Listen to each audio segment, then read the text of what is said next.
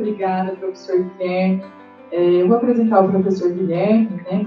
Ele é professor associado de composição e teoria musical na Escola de Música da Universidade Federal da Bahia, né? Atuando na graduação e na pós-graduação, é vice-presidente da ABCM, né? Membro da OCA, Oficina de Composição Agora, diretor do projeto Música de Agora na Bahia e editor da RT Music Review. Em agosto de 2022, ele foi nomeado pró-reitor de extensão da Universidade Federal da Bahia. Muito obrigado por atender o nosso convite, professor. Nós estamos aqui num eterno aprendizado sobre a curricularização da extensão, né? O que tem chegado é que vocês têm experiências muito positivas, né, na Universidade Federal da Bahia. Inclusive, o nosso pró-reitor de extensão esteve, né, em alguns momentos e conhece bastante, né, o que vocês têm feito, né. Inclusive, eu acho que é muito importante esse intercâmbio da Unesp com as universidades federais, né, porque vocês têm uma dinâmica um pouco diferente e a gente acha que tem muito a aprender com vocês, então vai ser um debate muito, muito positivo para a gente, né. E agradeço. Então, eu vou até virar a câmera aqui depois, professor, para você ver o pessoal que está aqui assistindo a sua apresentação, tá? Então, muito obrigado e com a palavra o professor Guilherme Bertusconi. Muito obrigado, Fernanda. Bom dia, colegas. Espero que vocês estejam me ouvindo bem. Vocês estão me ouvindo bem? Pronto. Bom, então, em primeiro lugar, eu gostaria de agradecer o convite, dizer que é uma honra estar aqui nesse primeiro Fórum de Ensino, Pesquisa e Extensão da Faculdade de Ciências Humanas e Sociais, e que espero que a gente consiga conversar aqui um pouco a respeito desse desafio, que é um aprendizado contínuo para todos nós, né, Fernando? Acredito que não seja só para vocês, mas é também aqui para a gente. Eu vou compartilhar com vocês algumas coisas a respeito de como esse processo tem ocorrido na universidade. Eu vou, obviamente, falar um pouco sobre a curricularização da extensão aqui na universidade, né?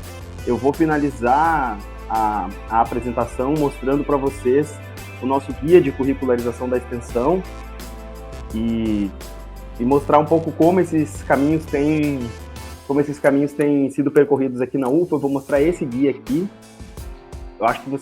Espero que vocês estejam vendo aí a minha tela. Vocês veem?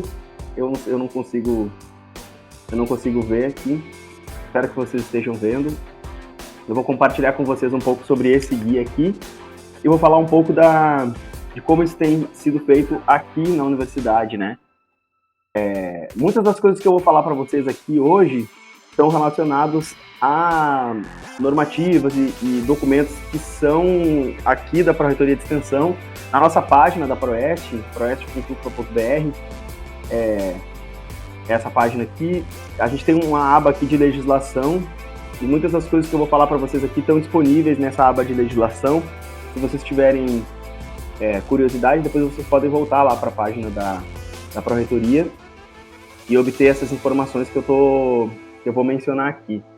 Então, para que a gente chegasse nesse processo de curricularização da extensão, tem uma série de coisas que ocorreram antes e eu acredito que vocês devam estar discutindo muito os documentos todos, né? O parecer do Conselho Nacional de Educação, o Plano Nacional de Educação, a própria política, né, nacional de extensão. Mas aqui na UFPA tem uma história um pouco mais antiga em relação a isso, que explica um pouco dos caminhos que a universidade tem seguido, né? Aqui na UFPA a gente tem um programa, que é esse programa aqui, que se chama a CCS. Eu não sei se vocês conhecem esse programa ou já ouviram falar dele. Ele é o Programa de Ação Curricular em Comunidade e Sociedade. A regulamentação atual dele é de 2013, mas esse programa, na verdade, ele foi criado inicialmente como um programa chamado UFBA em Campo, na década de 1990 e 1998. À época, o nosso pró-reitor era o professor Paulo Costa Lima, e ele criou esse programa nessa época que visava justamente articular a universidade com comunidades e setores da sociedade, outros setores da sociedade, né, realizando uma série de atividades da UFPA em campo mesmo, né, no sentido como a gente conhece, né, do trabalho de campo. Ele foi um grande movimento na universidade que mobilizou a universidade como um todo na época e teve muitos frutos. Se vocês quiserem ouvir falar, tem muita literatura produzida sobre esse programa, que, por exemplo, tem esse artigo da Entre Ideias, dessa revista de Educação, Cultura e Sociedade, da Bela Serpa, onde ela fala do UFBA em Campo, a ACC, né?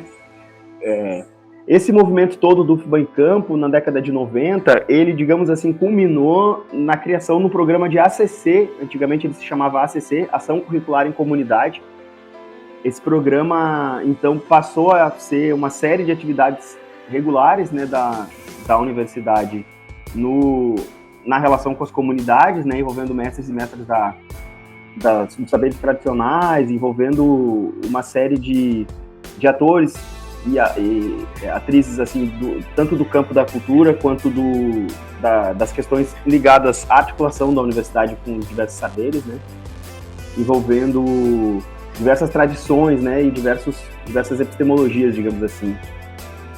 Esse programa, então, a partir do início dos anos 2000, ele se consolida na universidade. Em 2013, ele passa a se chamar Ação Curricular em Comunidade e Sociedade, que é como a gente conhece ele hoje, né, como eu compartilhei com vocês. Na nossa página, vocês encontrem mais informação sobre esse programa. Ele, na nossa página proeste.ufla.br/ACCS, é essa página que eu estou mostrando para vocês agora. Esse programa, então, como eu falei, ele já existe há bastante tempo. Ele já era uma ação transversal, que tinha projetos interdisciplinares, que tinha ligação e articulação da UFBA com setores da sociedade. Ou seja, todas as coisas que posteriormente viriam a ser sistematizadas nos documentos da extensão universitária, nomeadamente a partir dos anos 2000, né, e depois culminaram na Política Nacional de Extensão Universitária de 2012, mas esse programa já respondia a diversas dessas questões lá na década de 90, né? Já nessa época se falava muito sobre acreditação da extensão, né, nos diversos contextos de debate a respeito desse tópico, né? E desde o Plano Nacional de Educação anterior, né, ao plano esse que a gente tem agora, que é o plano de 2002 a 2012, se não me falha a memória, se não estou em erro, já havia lá a previsão da realização de atividades nos currículos dos cursos de graduação que fossem no âmbito da extensão, né, no âmbito extensionista. E, como eu falei agora há pouco, a partir de 2013, quando o regulamento da CCS, como um novo regulamento da CCS foi publicado, né, quando ela passou a se chamar Atividade Curricular em Comunidade e Sociedade, esse programa passou a instituir a CCS como um componente curricular na modalidade disciplina, ou seja, ele passou a integrar os currículos dos cursos. Naquela época, em 2013, houve uma regra de transição para que todos os cursos da UFBA em 5 anos tivessem pelo menos um ACCS nos seus currículos, né? O que foi um grande desafio, nem todos os cursos conseguiram, de fato, a inclusão da CCS nos seus currículos, né? Mas é importante dizer que o Plano Nacional de Educação de 2014, né, que foi regulamentado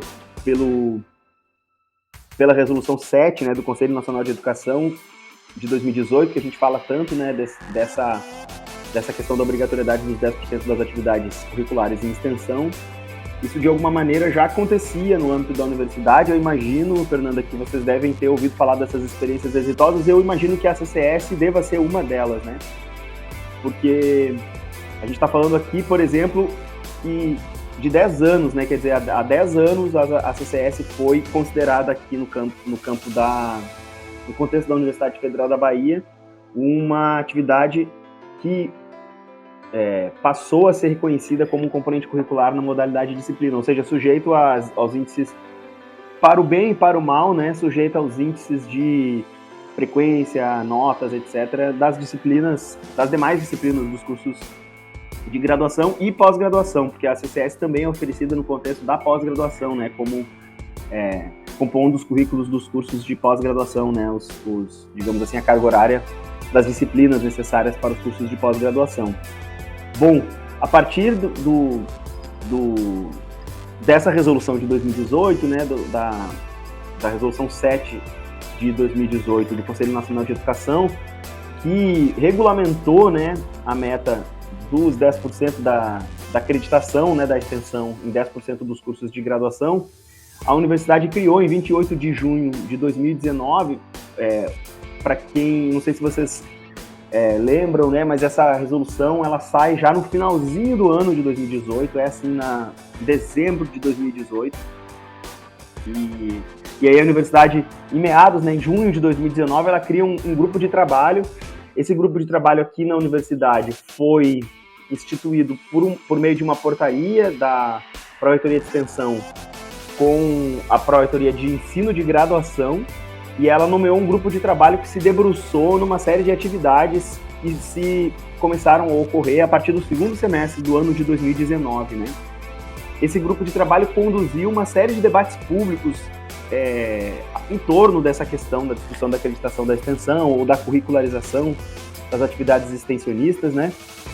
E ele fez um trabalho muito extenso ao longo de praticamente 2 anos, né?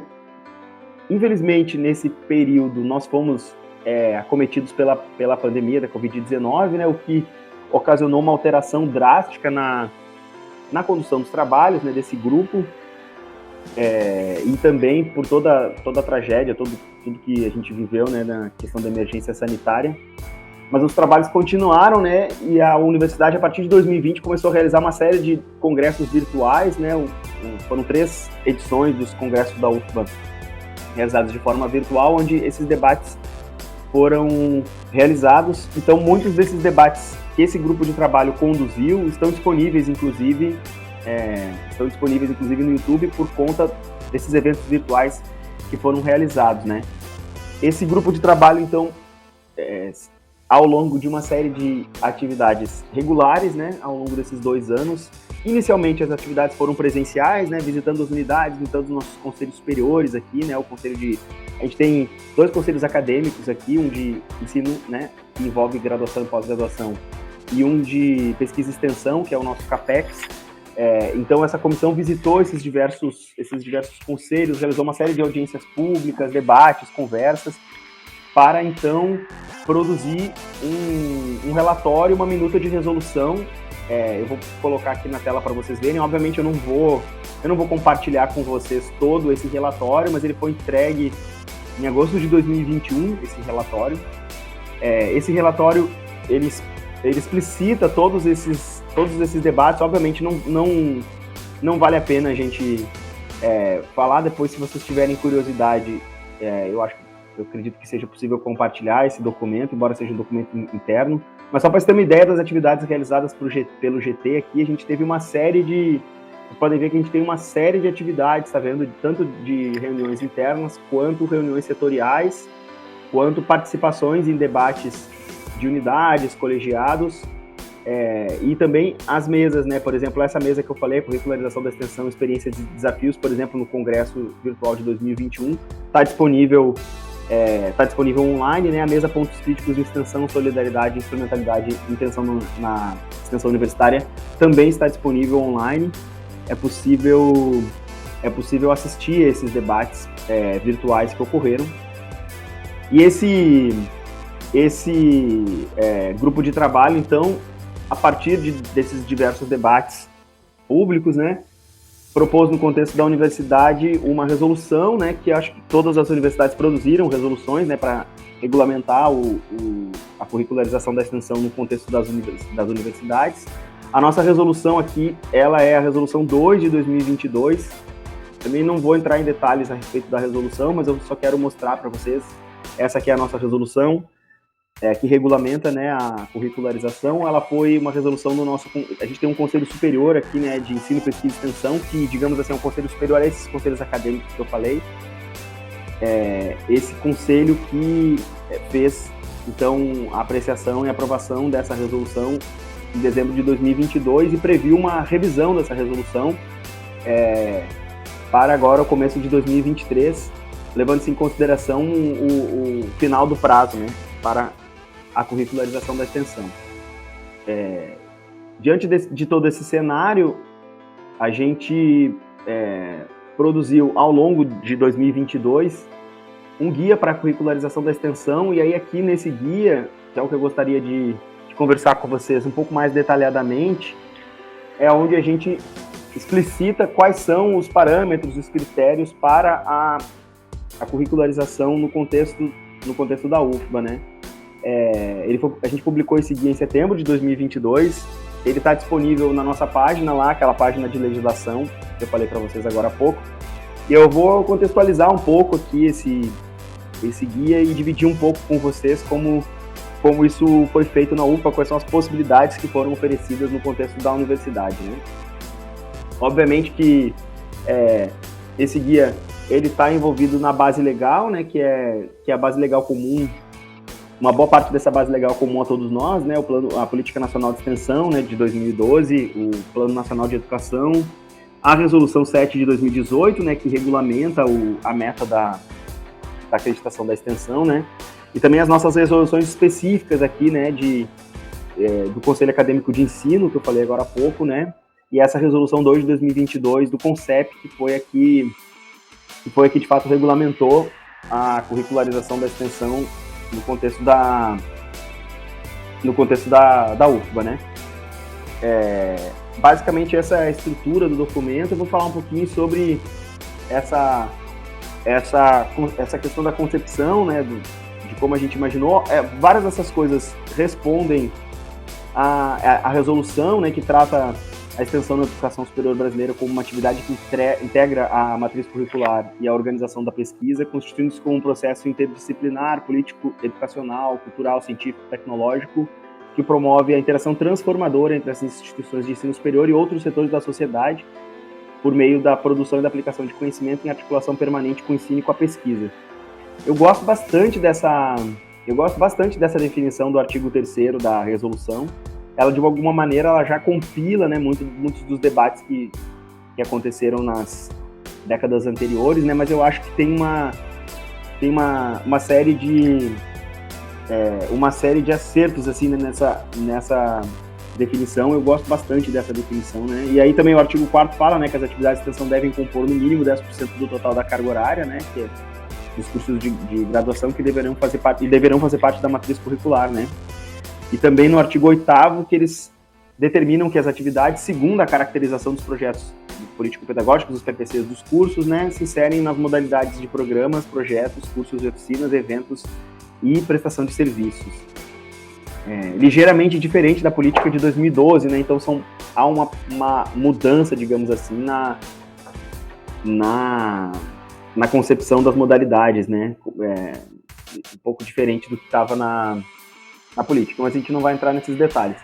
A nossa resolução, ela concilia, digamos assim, né, esses princípios da extensão e as possibilidades de curricularização no contexto da nossa universidade, né. O objetivo dessa resolução é apresentar uma diretriz geral, digamos assim, né, para a reformulação dos PPCs e a inserção na extensão nos currículos de graduação, né. A gente, obviamente, segue o prazo da Resolução 7 de 2018, né, que dava 4 anos àquela ocasião. Na verdade, o prazo não era esse, né, ele foi prorrogado por conta da questão da pandemia, né. Há um debate nacional nesse momento, eu não sei até que ponto esse debate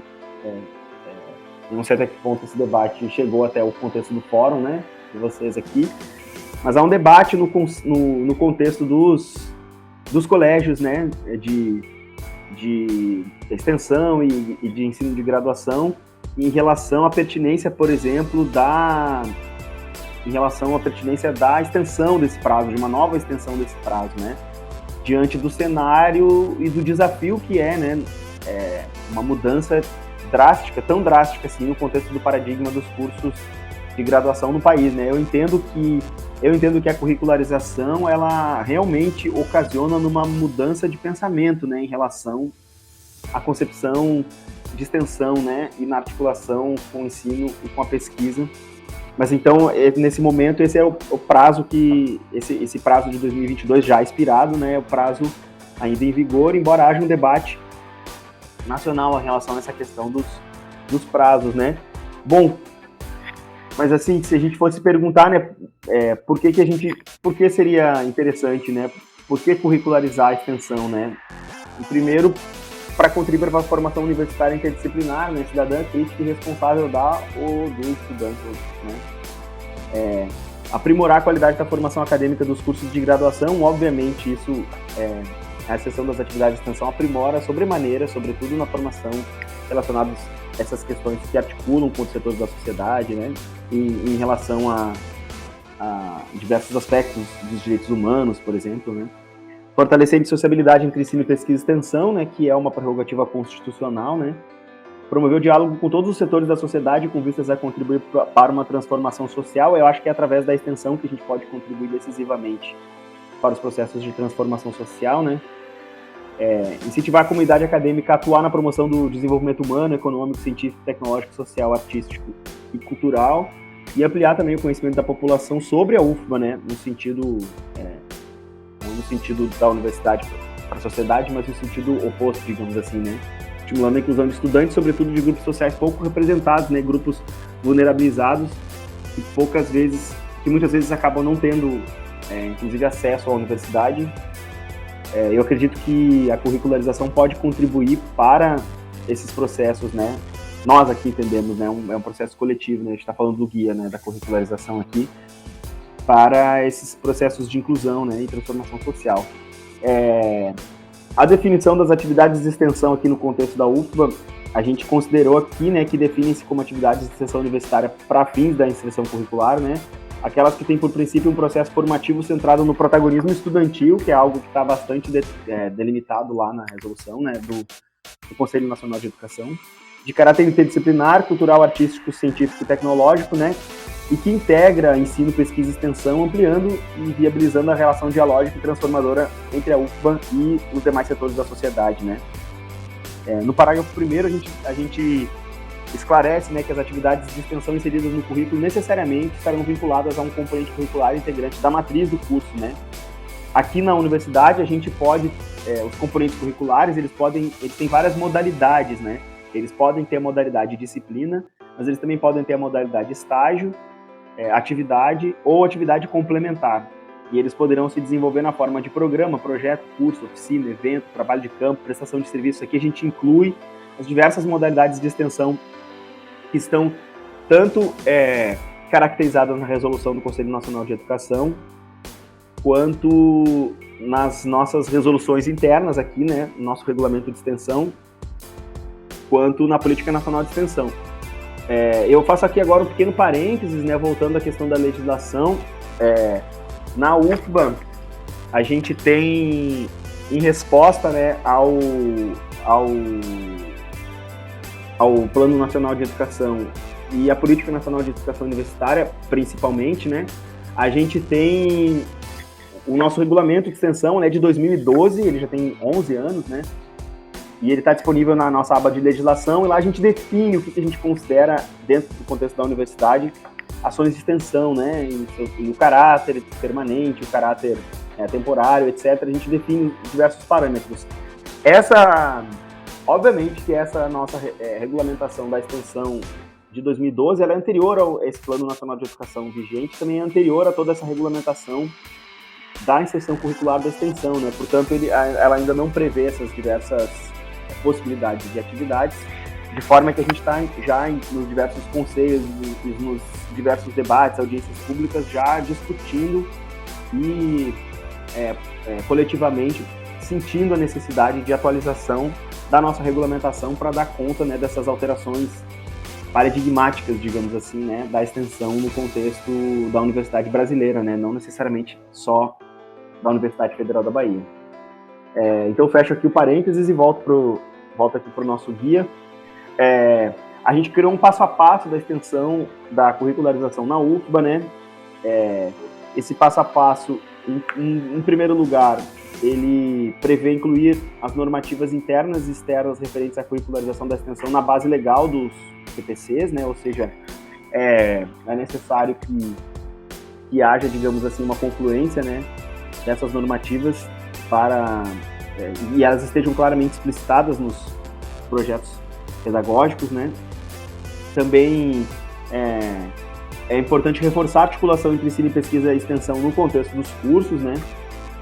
Em terceiro lugar, criar um item no PPC, especificamente, a gente também orienta que os cursos criem um item específico no PPC para tratar da questão da curricularização da extensão, explicitar claramente no projeto como isso ocorrerá. Obviamente, cada curso, cada colegiado toma uma decisão por um caminho a seguir, né? Mas é muito importante que esses itens estejam explicitados claramente no projeto, né?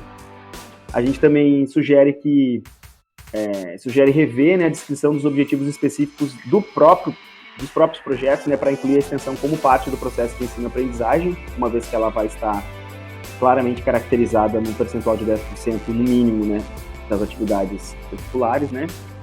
Também incluir a extensão na matriz curricular dos cursos, né, e atentar para não aumentar a carga horária total, quer dizer, não significa necessariamente, isso é um esclarecimento muito importante que a gente fez aqui, que a gente julga interessante, né, a curricularização não necessariamente implica no aumento da carga horária dos cursos, né, ela implica, na verdade, numa concepção, né, que não necessariamente precisa resultar no aumento da carga horária, né. Eu vou explicar mais ou menos aqui, em seguida, como que a gente imaginou os processos, como que isso pode ocorrer no contexto dos cursos, né.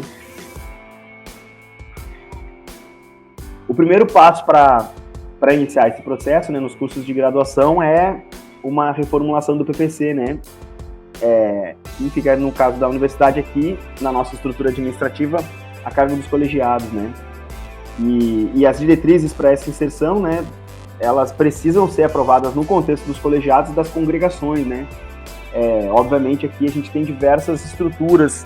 No contexto da UFPA, a gente tem diversas estruturas, né? Unidades que têm uma estrutura departamental, unidades que não têm estrutura departamental. Então, isso varia um pouco, mas cada unidade possui a sua estrutura, né? E precisa necessariamente que seja realizado esse trâmite todo, né? Da apreciação nas instâncias que cada unidade dispõe para esse tipo de debate, né? Algumas unidades, como a minha, por exemplo, né? Como a professora Fernanda me apresentou, eu sou da Escola de Música, então a minha unidade é uma unidade que possui uma estrutura departamental, então a gente tem um departamento, e obviamente essas discussões passam lá pelo departamento, mas outras unidades, como por exemplo o IAC aqui na UFPA, nosso instituto interdisciplinar aqui, né? Ele, de Humanidade, Artes e Ciências, o professor Milton Santos, ele tem uma estrutura de coordenação acadêmica, por exemplo, né, com os diversos colegiados.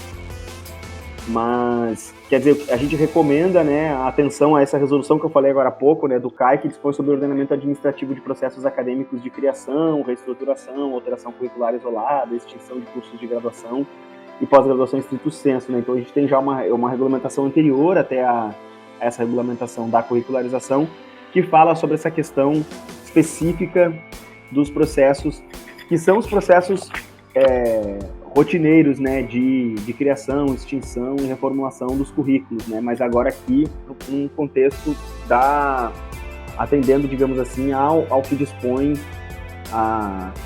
essa regulamentação, né, de curricularização. Na universidade, a gente propôs 4 possibilidades, eu acredito que isso deva ser algo que vocês estejam interessados em saber, né, 4 possibilidades para a curricularização da extensão. Eu vou falar sobre as 4 de uma vez só e depois eu vou explicar um pouquinho melhor como cada uma das 4 funciona. A gente tem aqui na universidade 107 cursos de graduação, então, obviamente que cada curso adota, digamos assim, uma solução, né, de acordo com a sua natureza, digamos assim, né. Então, dos 107 cursos de graduação, nas modalidades presencial e EAD, né, cada curso resolve essa questão da inserção curricular de acordo com a sua natureza, com as suas vocações, com as suas estruturas administrativas e, sobretudo, com o perfil, né, que se deseja para a formação, né, das pessoas que cursam, né, esses cursos, né. Então, a primeira possibilidade é o componente curricular com carga horária de extensão. Isso é uma possibilidade. Aqui, normalmente, historicamente, né, a universidade possuía as cargas horárias dos cursos divididas geralmente em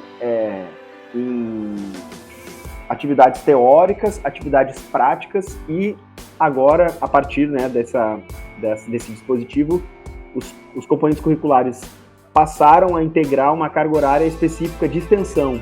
Então eu posso, por exemplo, criar um componente curricular, eu posso criar uma disciplina, por exemplo, que possua uma determinada carga horária de aulas teóricas, uma certa carga horária de aulas práticas e uma certa carga horária de aulas extensionistas. E essa carga horária das aulas extensionistas compõe, digamos assim, essa carga horária atinente aos 10% da curricularização. Eu vou falar um pouquinho mais sobre isso daqui a pouco. O segundo deles é aquele que eu comecei falando sobre isso, né? A ação curricular em comunidade e sociedade. Eu vou falar um pouquinho mais sobre ela também daqui a pouco. A terceira possibilidade é a atividade extensionista como parte da atividade complementar, e aí é engraçado porque a atividade curricular complementar possui a sigla ACC também, né? Então tem essa dificuldade, assim, quando falar ACC, muitas vezes outras universidades usam essa sigla ACC, né? Mas muitas vezes não se refere à atividade em comunidades, atividade curricular em comunidade, mas atividade curricular complementar, né? E também atividades extensionistas de livre escolha do ou da estudante, né? Que seria a quarta possibilidade. Eu vou falar um pouquinho mais sobre cada uma delas agora, né? A primeira delas é a ideia de que pode ser mantido ou criado um componente curricular na modalidade disciplina, estágio ou atividade de qualquer natureza, com uma totalidade ou parte da sua carga horária em múltiplo de 15, né? Que é o nosso módulo aqui, né? Múltiplo de 15 horas, atribuída como extensão. A carga horária de estágio supervisionado, né, 30% da carga horária de extensão na matriz curricular, só poderá ser computada para fins de integralização da extensão, né, quando cumpridos todos os requisitos legais para a realização do estágio em conformidade com os objetivos da extensão nos currículos de graduação. Ou seja, obviamente, os estágios que são obrigatórios, aqueles já previstos por lei específica, não incluem essa prerrogativa, né. A distribuição de carga horária deverá ficar registrada no PPC, né, no projeto pedagógico do curso, né, e na matriz curricular e nos formulários de componentes curriculares. Então, aqui a gente tem os formulários de criação de componentes curriculares que incluem as diversas questões, né, atinentes aos cursos, como a ementa, a bibliografia, os objetivos, o conteúdo programático, etc. E nesses formulários, cada curso, cada colegiado declara especificamente as atividades que são teóricas, que são práticas e que são extensionistas em cada um dos componentes curriculares. E eles ficam claramente registrados no projeto pedagógico dos cursos, e aí então são computados como atividades extensionistas. Obviamente que aqui, essa possibilidade de atividade extensionista ainda não estava prevista, por exemplo, nos nossos regulamentos, né? Esse dispositivo da resolução do CONCEP que regulamentou a existência dessas atividades. Então, essas atividades elas não estão, por exemplo, no mesmo fluxo de registro e aprovação que as nossas demais atividades extensionistas, né? Que são as atividades, aquelas atividades previstas no nosso regulamento de extensão de 2012, que eu falei, né? Obviamente que o nosso regulamento de 2012 não previu a existência dessas atividades, e a gente precisa de um grande debate para pensar de que forma essas atividades vão ser de fato registradas, né? Se só basta o registro aqui nesse contexto dos componentes curriculares, ou se é necessário que a gente faça algum registro extensionista ligado a isso.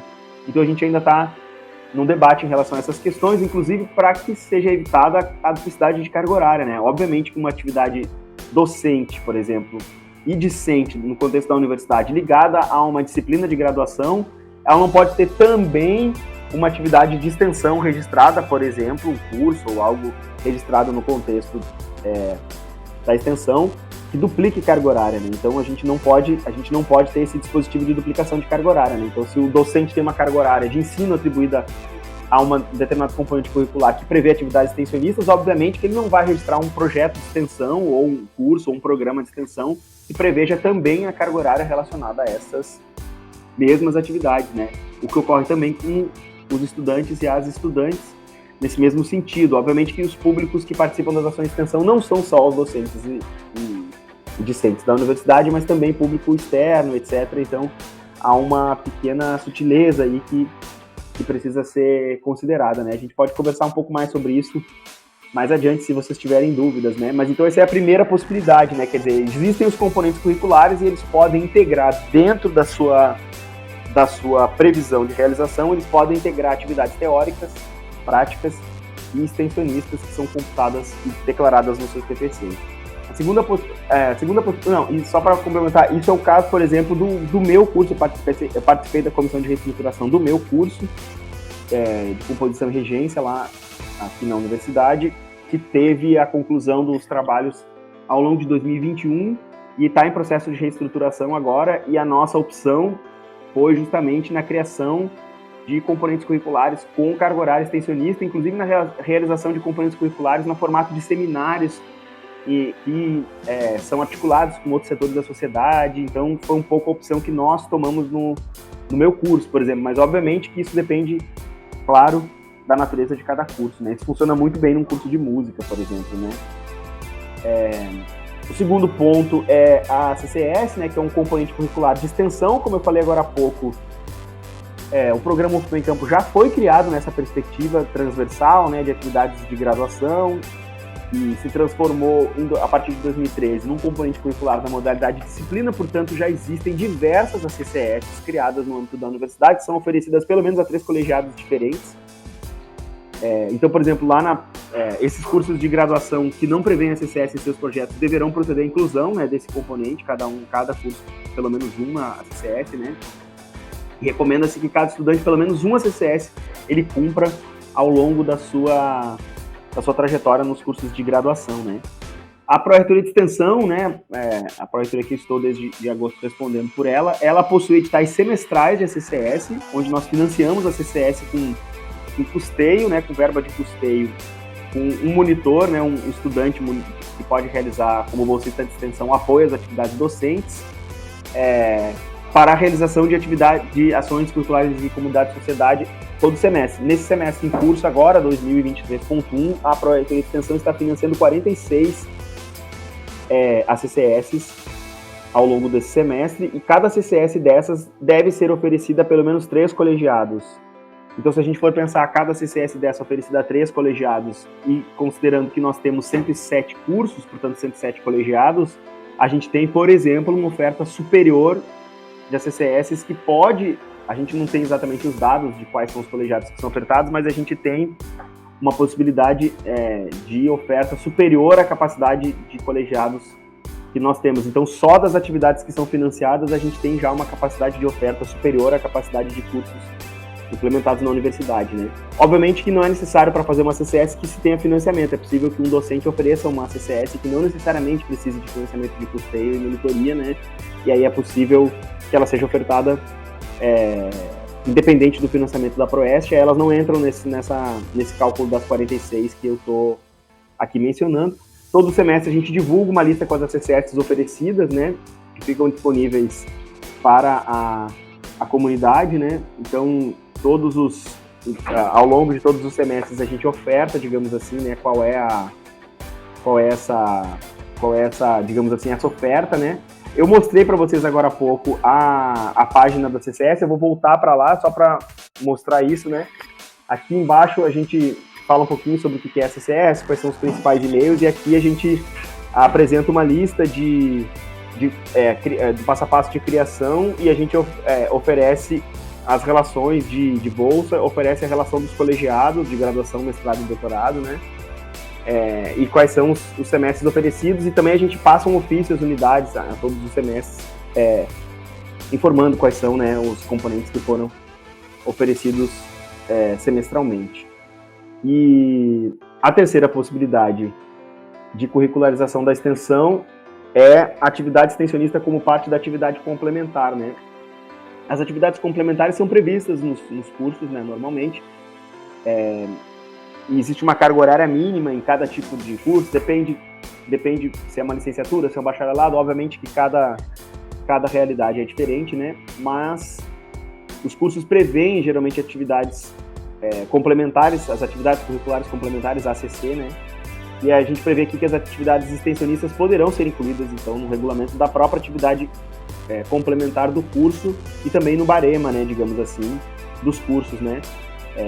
O regulamento da atividade complementar do curso deve prever a carga horária de extensão que faz parte da curricularização, né? Cada curso, ao propor, né, no seu projeto pedagógico de curso, propõe um regulamento para as atividades complementares, né?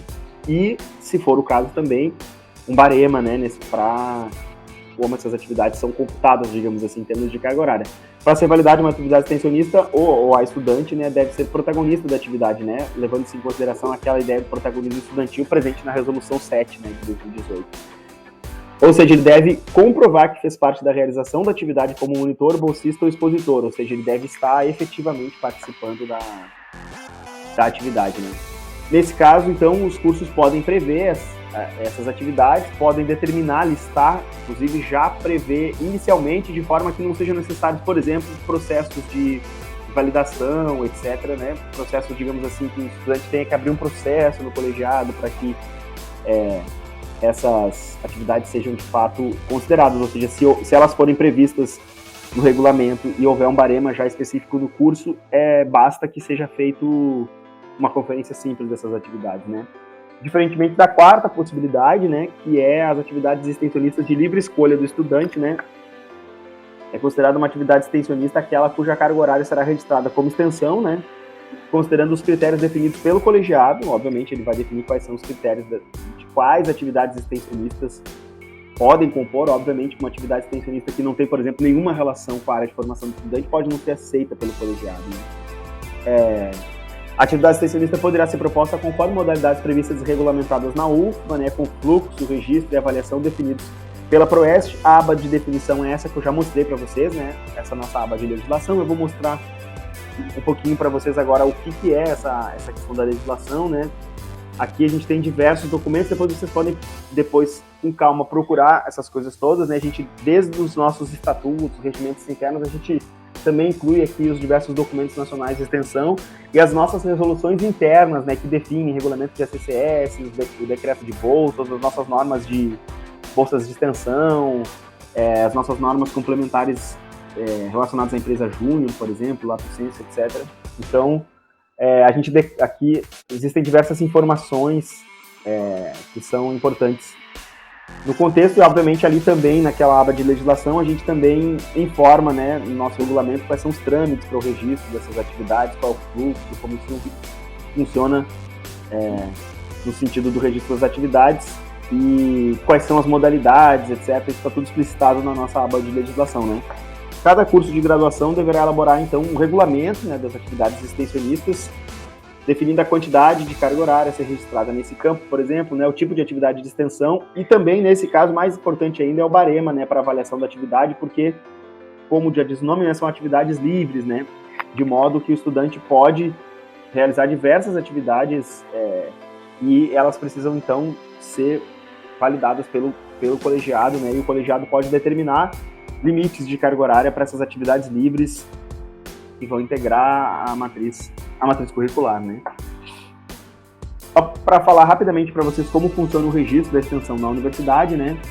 No ato da criação de componentes curriculares, né, disciplina, estágio, atividade, que o curso indicar para a curricularização da extensão, será registrada a informação componente de extensão, ou seja, ao registro e a criação do componente de extensão, que, volto a dizer, né, não está previsto na nossa regulamentação de extensão, né, mas está previsto nesse regulamento específico da curricularização como componente de extensão, né. Os componentes curriculares na forma de disciplina, estágio e atividade serão registrados no histórico do estudante, né. Então há um registro dessas atividades no histórico de como essas atividades foram realizadas, né. Depois, o registro de atividade extensionista como parte da atividade complementar será efetuada na modalidade de atividade de extensão, que, como eu falei agora há pouco, tem toda uma regulamentação, né? As atividades extensionistas serão registradas pelo colegiado no histórico acadêmico da estudante, mediante a apresentação de documentação comprobatória da atividade extensionista, né? Certificados, declarações, etc., né? E o registro das atividades extensionistas no histórico ocorrerá de modo semelhante às das atividades complementares curriculares, as atividades curriculares complementares comuns, né? Como se registra nos históricos as demais atividades que não necessariamente são extensionistas, né? Então são várias possibilidades de registro dessas atividades, né? As nossas referências conceituais e legais, como eu falei agora há pouco, eu apresentei no começo, são essas, né? Quer dizer, são diversas, né? E que nortearam a criação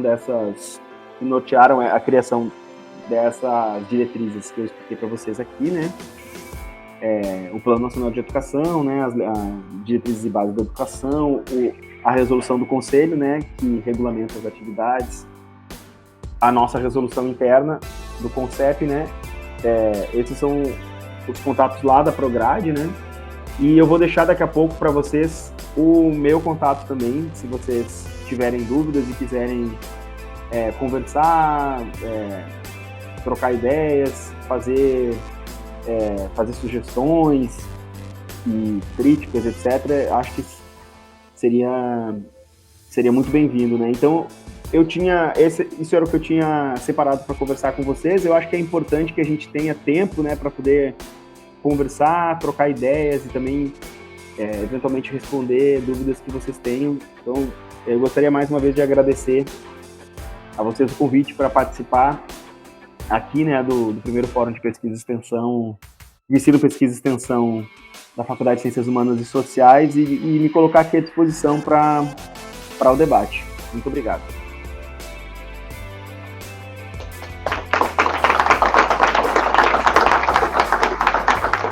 Muito obrigada, Cristiane.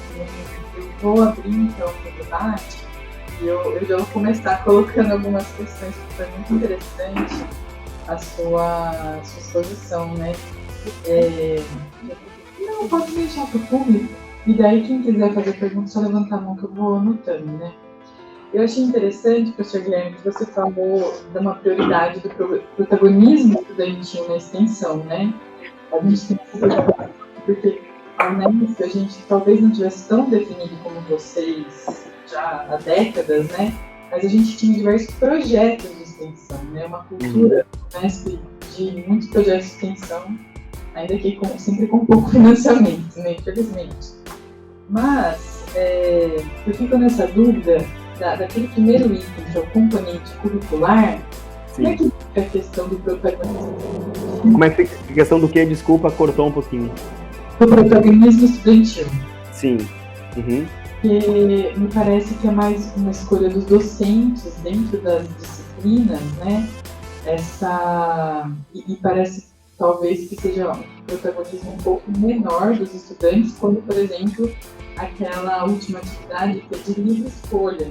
E daí já aproveito para perguntar dela, essa de livre escolha, ela inclui atividades individuais ou, por exemplo, atividades propostas por centros acadêmicos, por exemplo, sem, digamos, uma coordenação de docentes, ou não? Sempre tem que ter docentes envolvidos, porque a gente tem o caso de estudantes que participam de conselhos municipais aqui no município, né?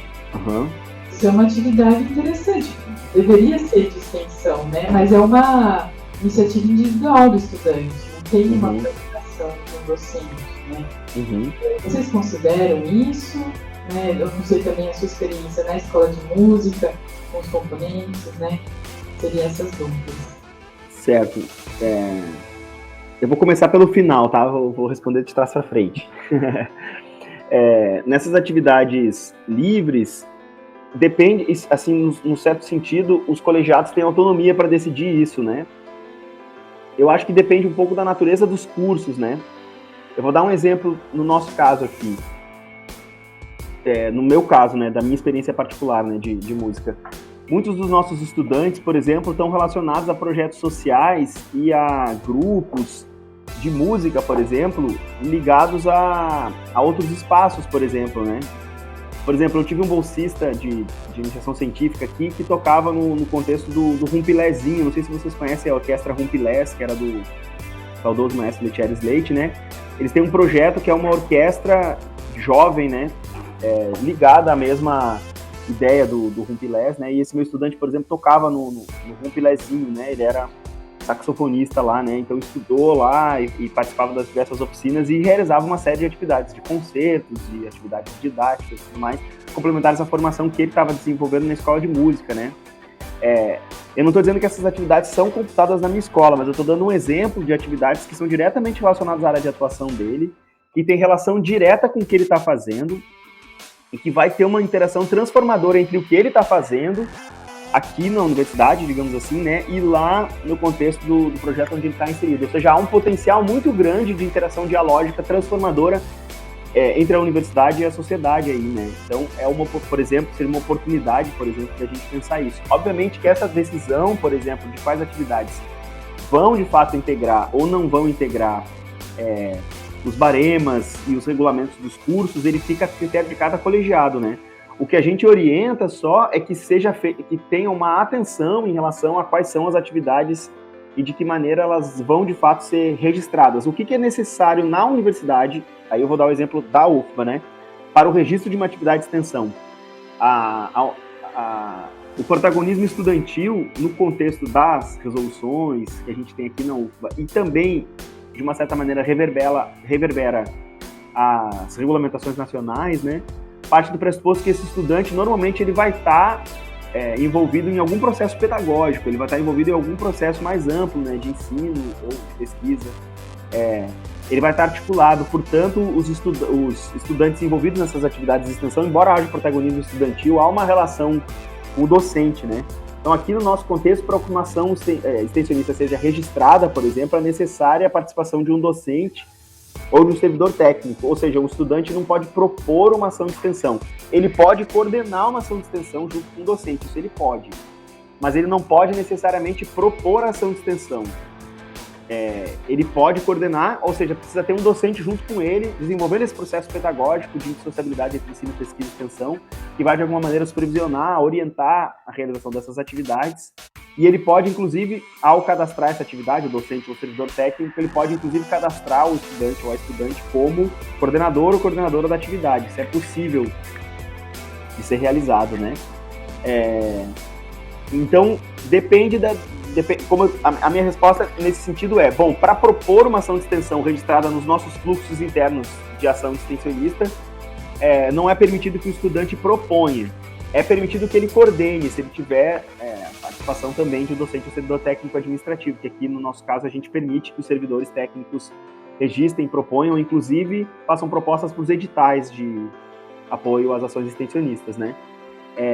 E essas demais atividades, como a participação em conselhos, no nosso caso, por exemplo, de música, a participação em orquestras, em grupos ligados a instituições, organizações não governamentais, etc., ele vai ser disciplinado, isso vai ser disciplinado pelo regulamento de cada curso, né? E aí, de novo, depende da natureza de cada área, né? De como cada área vê essas questões, né?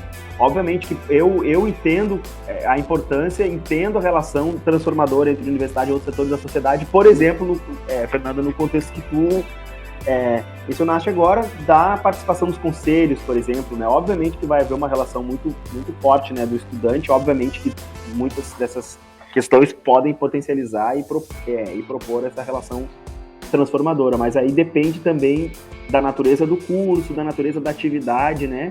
Eu acredito que não haja um impedimento nesse sentido, né? Ou seja, não é necessariamente só através do registro da ação de extensão, no caso da UFBA, né, da ação de extensão no nosso sistema acadêmico que se pode fazer isso, né? Mas também através da participação nesses projetos, né? Desde que seja devidamente previsto nos cursos. Então essa é a segunda pergunta, né? A primeira pergunta é sobre a modalidade disciplina, né? Sobre o componente curricular, né? Isso vai depender um pouco da natureza do componente, né? Por exemplo, ele pode ser um componente curricular na modalidade disciplina, por exemplo. Nesse caso, o componente curricular na modalidade disciplina, provavelmente a disciplina vai ter um conteúdo programático, vai ter uma bibliografia, vai ter uma série de pontos que vão ser discutidos, o que não necessariamente impede o protagonismo estudantil, né?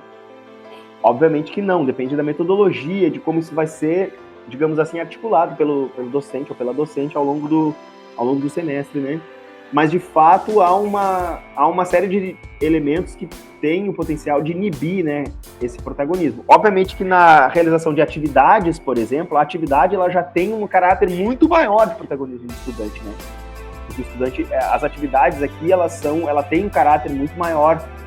No caso, por exemplo, da pós-graduação aqui, por exemplo, os componentes relacionados à pesquisa orientada, por exemplo, eles são atividades, por exemplo. Obviamente que a pesquisa orientada vai ter a participação do docente e tal, mas há um protagonismo muito grande nesse caso. Então, todos os contextos, por exemplo, das atividades ligadas a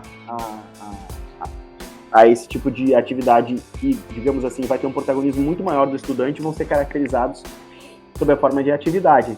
Aí também tem essas outras possibilidades, né, como estágio, esses que extrapolam mínimo, né, necessário, que também vai ter um protagonismo dos estudantes.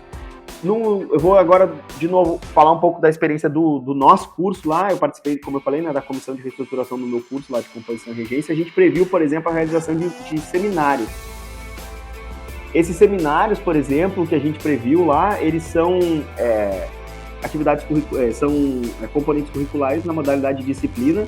A gente tem uma série de elementos que a gente gostaria que eles discutissem, obviamente ligados à questão de direitos humanos, da articulação da universidade, de entender a música no sentido amplo, da articulação com os setores da sociedade, mas nesse caso do nosso curso, por exemplo, a gente quer um protagonismo muito forte dos estudantes. A gente quer que esses seminários sejam conduzidos, digamos assim, propostos pela atuação realmente dos estudantes, né? Quer dizer, as próprias... Claro que a gente vai supervisionar, vai estar próximo, vai propor certos caminhos e certas articulações com outros setores da sociedade, por exemplo, com instituições, etc. Mas a gente quer muito que os estudantes se envolvam sob o ponto de vista realmente protagonista na realização desses seminários, né? Então, eu acredito que, como todas as atividades extensionistas, né, o grau de protagonismo ele pode ser maior ou menor e ele vai depender não tanto da natureza da atividade ou digamos assim, da classificação da atividade entre essas 4 possibilidades que a universidade criou ou digamos assim, sugeriu, né? Mas muito menos por esse tipo, né? E mais pela metodologia empregada, né? E pela forma como essas atividades vão ocorrer, né? Então, no caso do nosso seminário, são atividades... são componentes curriculares na modalidade de disciplina, mas mesmo assim é possível, metodologicamente, buscar o protagonismo estudantil na realização dessas atividades previstas nesse componente curricular, né? Então, eu acho que tem mais a ver com a metodologia, com a forma como isso vai ser realizado, do que necessariamente com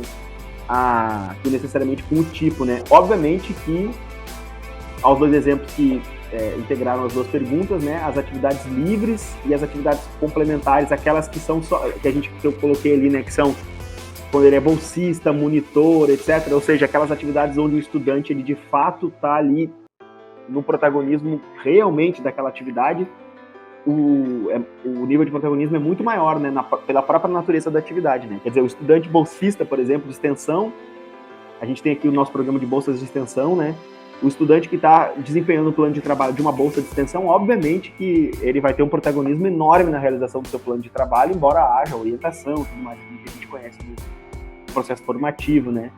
Mas, enfim, tem certas categorias que induzem mais, digamos assim, o protagonismo e certas que induzem menos, porque a gente sabe também, né, que no caso do contexto de uma bolsa, pode haver também aqueles processos formativos que sejam mais direcionais do orientador ou da orientadora com a pessoa que está desempenhando o plano de trabalho, né? Então também pode haver um maior ou menor protagonismo no contexto que supostamente haveria um protagonismo maior, né? Então eu acho que tem muito a ver, eu acho, com uma questão de concepção, né? E aí, Fernando, eu acho que é o nosso trabalho de conversar com as pessoas, esclarecer, estabelecer de fato uma série de diálogos para a gente conseguir aprimorar a própria concepção que a gente tem das atividades extensionistas, né? Eu acho que tem muito a ver com esse nosso trabalho, né? Digamos assim, que é até de uma certa medida formativo, né? Do que é de fato a extensão, quais são seus pressupostos e como ela de fato pode contribuir para a formação cidadã e de fato uma transformação, né? Da sociedade através dessas atividades extensionistas. Enfim, não sei se respondi bem a questão. Perfeito. Eu vou passar para o segundo, Albério. Mais alguém? Bom dia, Guilherme, prazer. Eu vou me reposicionar aqui para você me ver lá no cantinho. Não dá opção de ver. Bem, primeiro... Agradeço muito, professor. Primeiro, temos grandes semelhanças do ponto de vista institucional entre as normas que você desenvolve aí e aquelas que nós estamos procurando desenvolver aqui. Temos também uma grande semelhança, pois já há muitos anos nós fazemos extensão. Então, nesse sentido, também temos alguma experiência, alguma, no mínimo, nota de página para acrescentar o debate que está sendo debate. No que se refere à norma 7, nós ainda não fizemos um debate mais sistemático sobre ela, pretendemos fazer agora em junho, porque tem várias implicações no entendimento dela. Em especial para nós, ela carrega, isso que quiser já perguntar para vocês, ela já carrega um grave problema para nós, que é de uma avaliação externa sobre a extensão. Em dois planos, no MEC e no nosso caso aqui, da Secretaria Estadual da Educação, e em última instância pode dizer sobre a continuidade ou não do curso. Né? Tem um dispositivo legal que, se a Secretaria da Educação não avaliar positivamente esse tipo de extensão, ele simplesmente poderão perder o curso. E isso é uma dificuldade que nós temos aqui.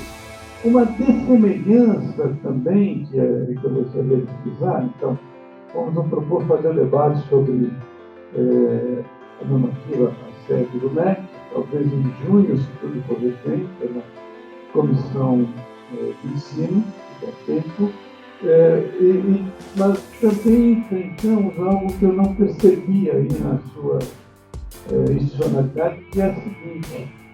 Será que está presente ainda? Não. Está lá, está.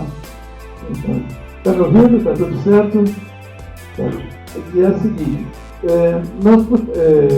nas várias modalidades, tem muita semelhança pela qual você apresenta, afora a questão do protagonismo estudantil, que para nós é um pouco distinto, mas nós temos, por exemplo, o protagonismo dos servidores técnicos que podem propor projetos aí e tal, mas nós temos um senão aqui que diz respeito ao decisor, porque nós vamos colocar tudo isso no sistema e um comitê externo que vai indicar ou não, se sim ou não, se vai haver aceitação das propostas que serão encaminhadas.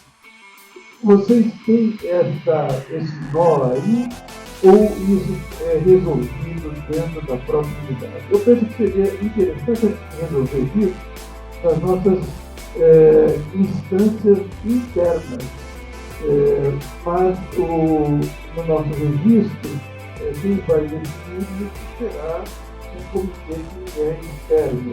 Continua aí, professor? Continuo, estou aqui. Então Posso responder já ou tem mais questões? Não, tem mais uma. Pronto, vou anotar para não esquecer. Tem mais um problema, que é o seguinte, que eu gostaria de colocar para vocês. Como é que se deu a transição para vocês do antigo modelo para o atual? Essa foi uma adesão tranquila? Ela teve problemas, dificuldades? Isto há resistência de professores em sair da sala de aula para poder participar da extensão? Há uma perda de soberania do professor sobre o destino do seu curso, da sua disciplina, que está sendo colocado em jogo através dessa transição? Em suma, ela é bastante pacífica ou ela está envolvendo um discurso mais ou menos positivo para todos nós? Tudo bem, professor? Deu para entender todas as questões? Perfeitamente. Muito obrigado, professor. Eu que agradeço, professor. Desculpa que eu não consegui entender o nome, porque na hora deu uma falhadinha, eu não consegui entender o seu nome, professor.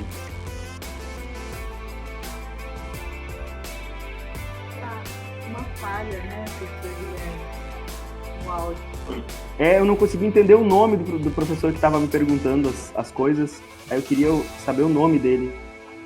É Alberto. Alberto, certo.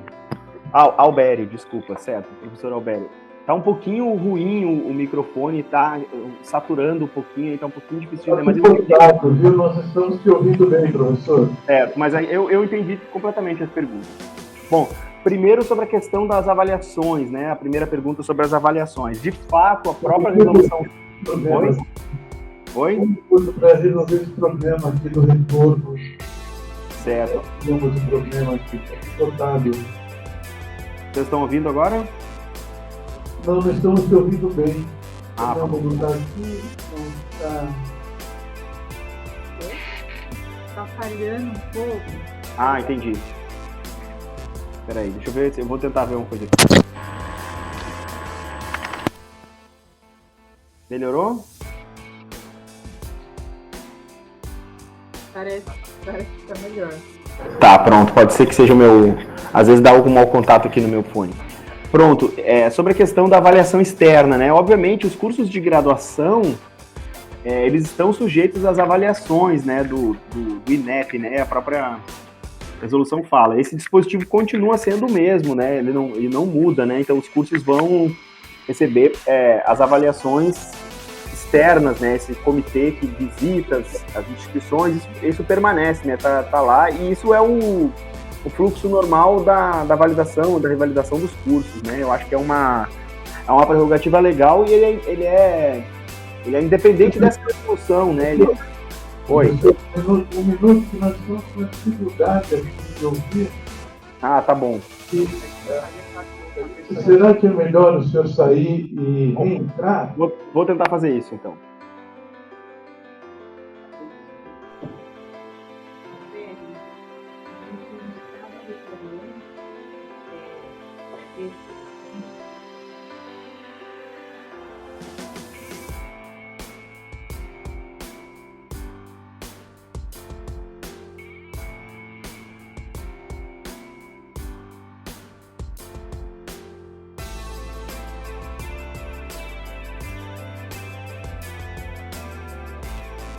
Vocês me ouvem?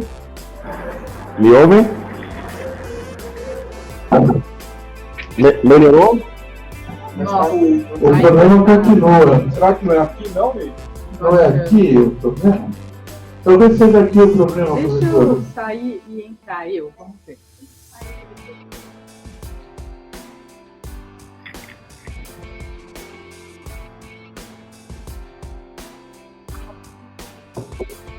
Vocês me ouvem? Agora sim, professor. Pronto, maravilha. Agora. Desculpa. Não, acontece, essas coisas acontecem. Eu honestamente, por isso que eu já prefiro fazer coisas presenciais. Eu queria estar aí com vocês, porque a gente poderia conversar melhor. Eu prefiro os presenciais ao invés dos ausenciais. Sim, então a primeira questão sobre a avaliação externa, né? Essa avaliação que é prevista do INEP, etc., é o mesmo fluxo da avaliação dos cursos de graduação, né? Quer dizer, eles passam por avaliações periódicas, né, do INEP, e eles obedecem o mesmo fluxo, né, das visitas, dos avaliadores externos que conversam com o corpo docente, com o corpo discente, avaliam os documentos. Essa avaliação, ela permanece. A novidade é que agora, como a extensão pertence ao currículo do curso, essas atividades vão integrar uma parte da matriz curricular e, portanto, vão integrar a avaliação, né? Então, na verdade, não é uma mudança no fluxo avaliativo do curso, mas é uma inserção da extensão no processo avaliativo dos cursos, né?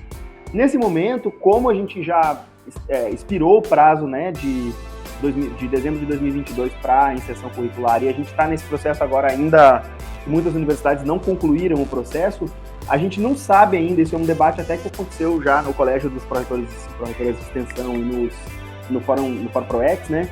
O que vai acontecer com os cursos que estão sendo avaliados agora no começo do ano, por exemplo, que porventura não tenham ainda feito a adaptação, né? A gente não sabe qual vai ser o impacto. É um pouco incerto ainda isso. A gente não sabe dizer assim, vai ter um impacto positivo, negativo. Positivo é difícil que tenha, né? Mas assim, qual é o impacto que isso vai causar na avaliação do curso por parte do INEP? A gente não sabe isso ainda. Aqui na UFBA mesmo, a gente tem uma série de cursos que estão passando por processos avaliativos nesse momento. Então, eles vão agora receber visitas, vão ser avaliados e etc. Então a gente não sabe ainda muito bem qual vai ser o impacto. O certo é que eles vão passar pelos processos avaliativos como costumavam passar, com a diferença de que agora a extensão integra a matriz curricular e, portanto, é um dos elementos a serem avaliados pela comissão, né? Sobre a questão da mudança, sobre a questão da avaliação externa, aqui na universidade, eu falei rapidamente ali sobre quais são os fluxos de alteração dos nossos currículos. Eu não quis entrar em detalhes também para a gente não esmiuçar demais, assim, também, o que a gente estava falando aqui. Mas aqui é uma resolução do Conselho Acadêmico de Ensino de 2019 que regimenta essa questão da avaliação dos cursos, né? O fluxo aqui funciona assim, depende se o curso vai fazer a inserção de um componente curricular isolado ou se ele vai adequar cargas horárias dos seus cursos, dos seus componentes curriculares, ou se ele vai fazer uma mudança, uma reestruturação do seu projeto pedagógico do curso, né, o seu PPC. Se o curso fizer uma reformulação uma reforma curricular para atender ao disposto na Resolução 7 de 2018, ele precisa passar por uma série de instâncias avaliativas, né? Então, à medida em que ele é concluído, ele é enviado ao núcleo de currículos aqui da universidade, na Prograde, a Pró-Reitoria de Ensino de Graduação, ela possui um núcleo de currículos que analisa, digamos assim, esses currículos. E por que essa instância existe? Porque muitas vezes, professor, por exemplo, o colegiado, ele determina, por exemplo, a gente quer fazer tal coisa. Só que, às vezes, o colegiado, ele não conhece completamente a legislação e ele acaba fazendo opções ou acaba colocando percentuais de carga horária, por exemplo, entre disciplinas obrigatórias e optativas, ou ele tem algumas opções que não obedecem necessariamente a todos os marcos legais, né? Então, o núcleo de currículos aqui é o responsável por essa primeira verificação, né? A carga horária do curso é superior à carga horária máxima, ou ela é inferior à carga horária mínima, ou existe uma proporcionalidade que não está funcionando muito bem, ou esse tipo de componente não é possível nessa modalidade, é preciso que seja ajustado.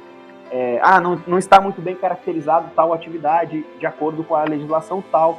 Então, o núcleo de currículo, ele diligencia os colegiados em relação ao atendimento dos dispositivos legais.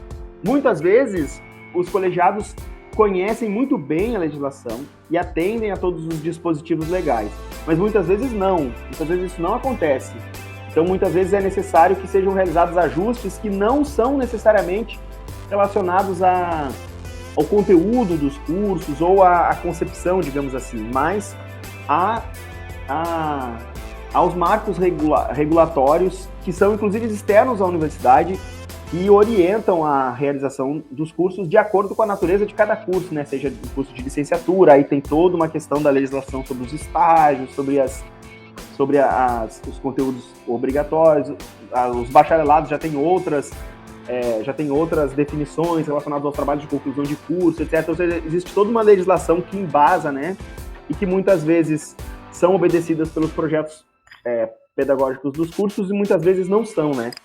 Feito isso, esse trabalho de diligências, e quando isso tudo for resolvido, ele vai para o Conselho Acadêmico de Ensino aqui. A gente tem um conselho superior que avalia as propostas de curso, né? E aí o processo funciona geralmente com uma relatoria, né? Um dos conselheiros é relator. Todas as unidades são representadas nesse conselho, de modo que todas as unidades têm assento, então todas as unidades podem, inclusive, se manifestar democraticamente nesses conselhos, né? E aí esse conselho nomeia um relator que analisa esse curso e traz para a plenária do conselho, e aí então ele é votado. Obviamente que esse processo é um processo que leva bastante tempo para ser realizado, né? Então a gente tem nesse momento, para vocês terem uma ideia, dos 107 cursos, 30 fizeram reestruturações completas e já estão no núcleo de currículos. Isso representa aproximadamente um pouquinho menos do que 30% dos nossos cursos, né? Por que isso? Porque tem outros cursos que já tinham componentes curriculares extensionistas. Tem um outro detalhe aqui na universidade também, que recentemente a gente alterou o módulo das disciplinas, era 17 o módulo das nossas disciplinas, eram cargas horárias múltiplas de 17. a gente alterou para cargas horárias múltiplas de 15. Isso acabou reduzindo a carga horária total dos cursos, e muitos cursos acabaram adicionando componentes extensionistas nessa alteração, né, dos módulos, e também alguns cursos conseguiram cumprir o que era necessário com essa tramitação, né. Nesse momento a gente está estudando se a gente pode necessariamente, por exemplo, professor Albério, pensar numa tramitação mais acelerada, digamos assim, numa tramitação mais reduzida dessa reformulação, se ela não envolver, por exemplo, aspectos que a nossa regulamentação interna determina que tenham que ser apreciados na plenária, né? A gente está estudando nesse momento se, por exemplo, pequenas alterações do PPC e nos cursos, por exemplo, que sejam feitas para poder atender certos requisitos da legislação, mas que não necessariamente vão alterar a natureza do projeto pedagógico, a natureza e a concepção do curso, por exemplo, possam ter uma tramitação mais acelerada, digamos assim, para que esses ajustes possam ocorrer. Nesse momento isso não está acontecendo, mas a gente está debatendo sobre, por exemplo, essa possibilidade, né? Mas a gente tem essa necessidade, né, de passar por todos esses passos, e isso está regulamentado nas nossas resoluções, ou seja, nem a Pró-Reitoria de Extensão, nem a Pró-Reitoria de Ensino de Graduação podem alterar esse fluxo, né? Porque ele diz respeito aos conselhos superiores da universidade, né? Então a gente tem necessariamente essa questão. Sobre a questão da transição do modelo antigo para o modelo atual, se tem uma palavra, professor Alberto, que o senhor usou sobre paz, acho que o senhor falou se está sendo feito de forma pacífica, não foi? Tem uma coisa que não é pacífico, sabe? é alvo de intenso debate, né? Tem áreas que têm uma maior resistência, tem áreas que têm uma menor resistência. Obviamente, isso, em certas áreas, causa um certo desconforto, por exemplo, né? Obviamente que isso apareceu já desde os debates, né? A aprovação da nossa resolução, essa 2 de 2022, ela foi bastante... Ela teve um grau assim, de tensão bastante grande, né, para a aprovação dessa resolução.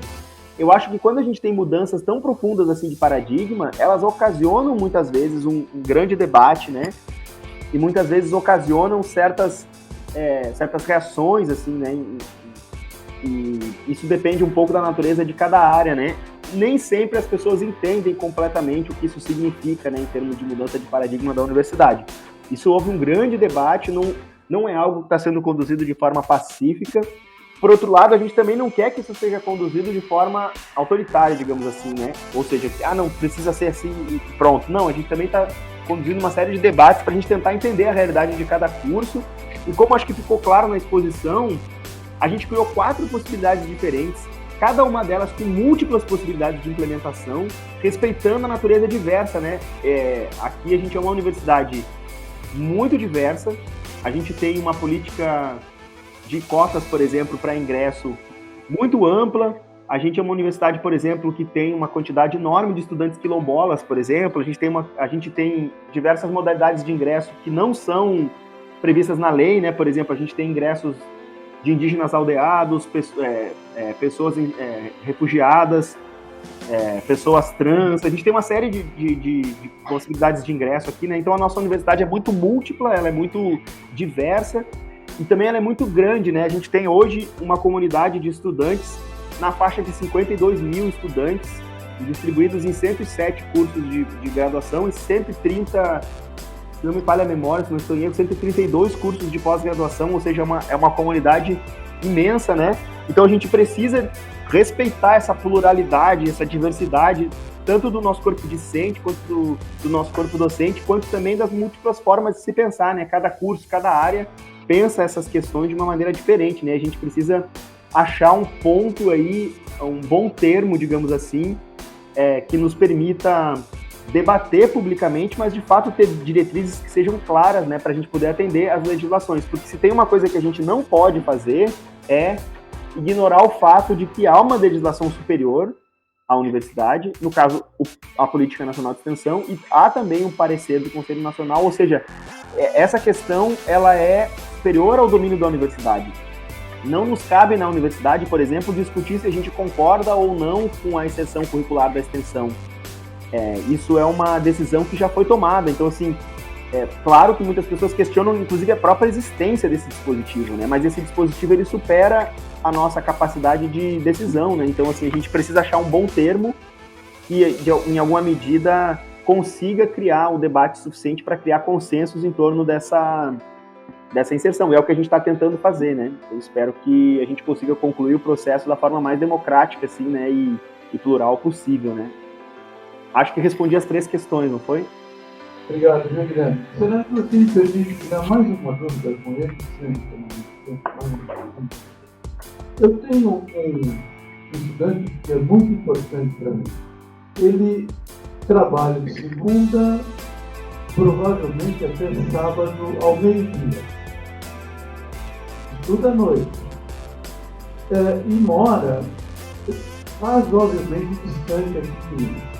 Quando você fez o protagonismo estudantil, deixa eu perguntar para você, Guilherme, eu teria como pegar esse perfil desse menino, dessa menina, e colocar no meu projeto pedagógico para que ele possa apresentar de maneira autônoma, pode ser um conselho de curso, pode ser um docente, uma proposta de extensão e questionar essa dificuldade, digamos, terrível que ele tem em participar do meu projeto de extensão, sendo que ele não vai ter essa possibilidade de uma forma muito tranquila. Para ele partilhar comigo, ele teria que faltar ao trabalho, isso é um absurdo, né? Ele não teria mais momento algum de lazer, o que é outro absurdo, mas ele poderia propor algo como é que você diria? Se eu colocasse no meu projeto pedagógico, não na atividade complementar, mas na de extensão propriamente dita. Porque na atividade complementar ele pode, mas ele não teria como participar de, não sei se pode ser igualdade, mas enfim, uma condição melhor equitativa, né, para também desfrutar disso, que seria excelente um ganho para ambos os lados. Né? Então, no momento ele está impedido, ele não tem como vir a mim no meu projeto. Ele pode, claro, participar daqui de um edital, mas o edital não necessariamente será curricularizado, depende de vários fatores, né? E eu gostaria de preservá-lo dentro do meu projeto, né? Para que ele pudesse ali estar presente, ter avaliação, aparecer um certificado que ele fez como todo mundo, sem nenhuma nota de rodapé. Ele fez como todo mundo, da mesma maneira, a sua atividade de extensão. Como é que você viria isso, professor? Esse caso que o senhor citou, professor Obério, é um caso muito difícil, né? E é um caso que a gente precisa, como eu falei, né? O nosso corpo docente é muito diverso. Então a gente, claro, tem muitos casos de estudantes que têm a mesma situação, né? Sobretudo os estudantes dos cursos noturnos, né? Obviamente. Então, claro, esse é um ponto de muita atenção para a gente, né? A gente precisa prestar muita atenção nesse público, que é um público muito comum, né? As pessoas, mesmo as pessoas dos cursos diurnos, professor, elas têm também essa natureza. Às vezes o estudante é do curso diurno, mas ele vem para a universidade, ele chega atrasado, ele passa no campus correndo para chegar até a sua aula, chega lá 10 minutos depois, aí depois ele sai correndo porque ele vai voltar para o trabalho. Então tem muito esses casos, né, de estudantes do noturno e dos estudantes do diurno, né, e que estão necessariamente precisando de uma série de elementos para poder dar conta da sua subsistência, né. Então eu acho que isso é uma dificuldade muito grande no contexto aqui da UFBA, que é uma universidade que tem uma quantidade gigantesca de estudantes com algum grau de vulnerabilidade, inclusive assistidos pelas nossas políticas e ações afirmativas de assistência estudantil aqui também. Isso é realmente algo muito delicado. Eu vejo várias possibilidades para a gente pensar isso. A primeira delas é, se esse estudante estuda no curso noturno, a própria existência de componentes curriculares de extensão possibilita que essas atividades extensionistas desse estudante ocorram dentro da própria grade do curso dele, né? Então ele não vai necessariamente precisar realizar atividades fora do horário no qual ele já está programado para cursar, né? Então isso é uma possibilidade, por exemplo, para os cursos noturnos, que eu imagino que seja muito forte. Quer dizer, o estudante vai cumprir a sua carga horária dentro daquelas atividades já previstas na sua carga horária do curso de graduação, né? Então ele vai para a aula e ele vai cumprir as suas atividades de extensão no próprio período das aulas, né? Ele não vai precisar necessariamente, fora do horário da aula, realizar atividades que sejam... então a carga horária que ele vai dispor disso é a carga horária que ele já está programado na própria realização do curso no qual ele está matriculado, né? Então isso é uma possibilidade, né? No nosso caso aqui. Isso pode incluir, no nosso caso, as ACCS também. E aí é uma coisa muito interessante que as ACCS e a articulação com os setores da sociedade. Muitas vezes a gente fala da universidade como se houvesse um dentro e fora da universidade no contexto da sociedade, né? Só que às vezes essas fronteiras de dentro e fora, elas não são tão delimitadas assim. A gente tem estudantes, por exemplo, aqui no contexto da Bahia, que são relacionados, por exemplo, a terreiros, que são relacionados a comunidades tradicionais, que são ligados a diversos saberes que estão muito ligados a esse programa de ACCS que eu falei. Então, muitos dos estudantes desenvolvem um protagonismo no contexto das suas comunidades, por exemplo, em diversos saberes tradicionais, e que podem, e eu acredito que devem, em muitos casos, estar diretamente relacionados ao contexto da realização dessas atividades curriculares em comunidade e sociedade, né? Então, os estudantes podem e devem realizar muitas dessas atividades na interlocução entre os saberes tradicionais, digamos assim, né, os saberes da cultura popular e os saberes ligados à universidade. Então tem esse lado. E também é possível, e a gente tem aqui a possibilidade da realização de atividades em projetos de extensão, e a gente está estudando essa possibilidade agora nos nossos programas aqui, dos projetos de extensão, tem estudantes voluntários, né, que podem desempenhar planos de trabalho de acordo com, como o senhor professor Albério mencionou, né, de acordo com a própria disponibilidade do estudante, ele pode colaborar da forma como ele consegue, né, nos projetos, de forma voluntária, ou seja, não necessariamente ele precisa ganhar uma bolsa e desempenhar 20 horas semanais de atividades para poder ganhar isso, mas ele pode contribuir com ações de extensão de maneira voluntária, por exemplo, na possibilidade que cada estudante consegue realizar de acordo com a orientação e supervisão de cada docente nos seus projetos de extensão cadastrados, né? Isso também é uma possibilidade, né? A gente está estudando essa possibilidade, inclusive, aqui nos nossos programas, para que os nossos programas de extensão possam ter essa possibilidade de ter voluntários, né, que possam desempenhar planos de trabalho que não necessariamente sejam sujeitos a essas cargas horárias mais rígidas, mais fixas das bolsas de extensão, né? Então eu acredito que entraria nesse caso, né, dos estudantes que podem participar, eles vão receber carga horária e certificados por participarem desses programas, e eles vão realizar isso de acordo com a disponibilidade. O nosso sistema de registro acadêmico já permite esse tipo de coisa, né?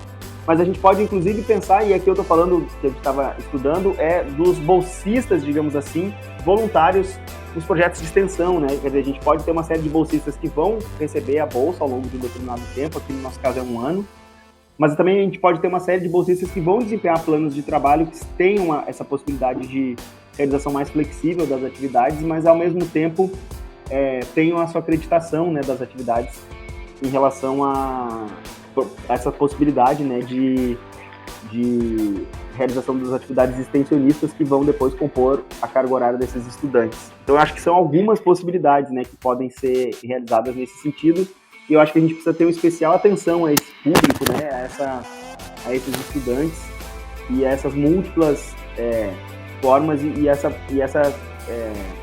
natureza, né, dos estudantes que estão correndo atrás, que precisam de fato trabalhar e dar conta da sua subsistência enquanto estão ali naquele processo formativo, né.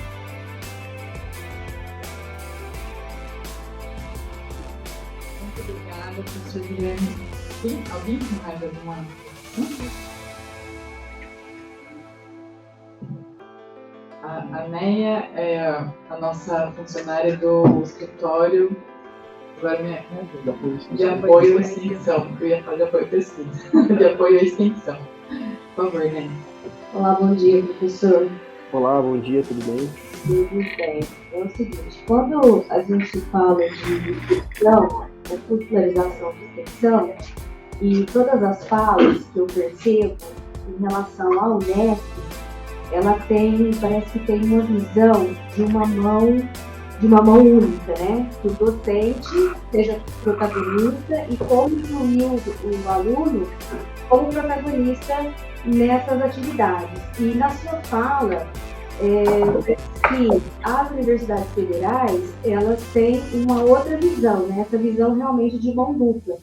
E que o aluno pode propor as atividades para que ele seja o protagonista. Então, assim, eu tenho essa via de mão dupla, essa questão dialógica, né, com a comunidade de uma outra forma, né, de uma forma com que ele consiga participar mesmo sendo um estudante, resolve algumas questões, a questão do estudante trabalhador ou estudante que não mora na cidade, depende de ônibus urbano, né, e também tira um pouco esse estigma da curricularização no sentido de tentar curricularizar uma disciplina ou um conteúdo, né, já pré-estabelecido dentro dos projetos pedagógicos, né? Ou seja, a visão seria ampliar a questão do ensino, ampliar a participação do estudante, ampliar o ensino na sala de aula, né, em que o aluno vai buscar da teoria à prática e da prática à troca de saberes, e que isso vai fomentar, e talvez esse seja o espírito da curricularização, né? Você trazer para o ensino esse diálogo, mas nesse sentido, nessa via realmente de mão dupla, né?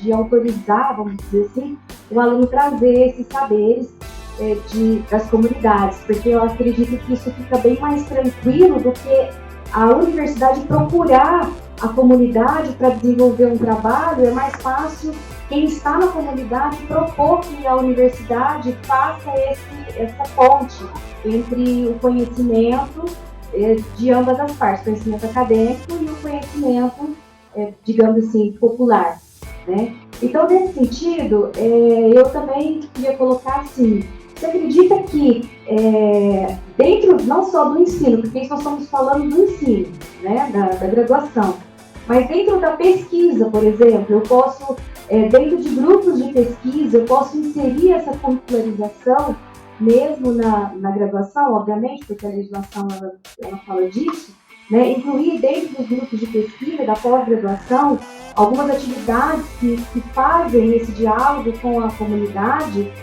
para que o aluno possa participar também de algumas atividades nesse sentido e ampliar e também engajá-lo na pesquisa ali já na graduação, né? E também tanto quanto a questão dos intercâmbios, né? O intercâmbio, a internacionalização, porque a gente sabe que na América Latina, por exemplo, a questão da extensão ela é fortemente, né, ativa, e fazendo com que o aluno também tenha essa participação dentro da inserção, né, de grupos de extensão dentro da América Latina, através da internacionalização, tanto como encaminhando os alunos, né, que possam assim ir por políticas, né, verbas e condições financeiras, mas também a universidade abarcar esses alunos e também trazer saberes internacionais e saberes que vão contribuir também para a sociedade local onde a Unesp está inserida, né? Era essa a minha colocação. Muito obrigada.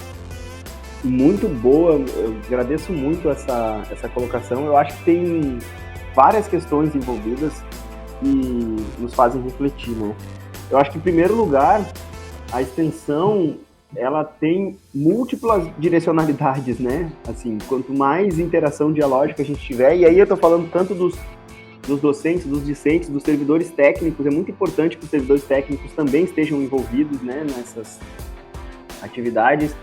E eu acho que, sob o ponto de vista assim, formal, digamos assim, de quem pode propor ações de extensão, a legislação é bem clara, né, dizendo que quem pode propor ação de extensão é servidor técnico e docente. Isso é claro, mas isso é sob o ponto de vista formal, né?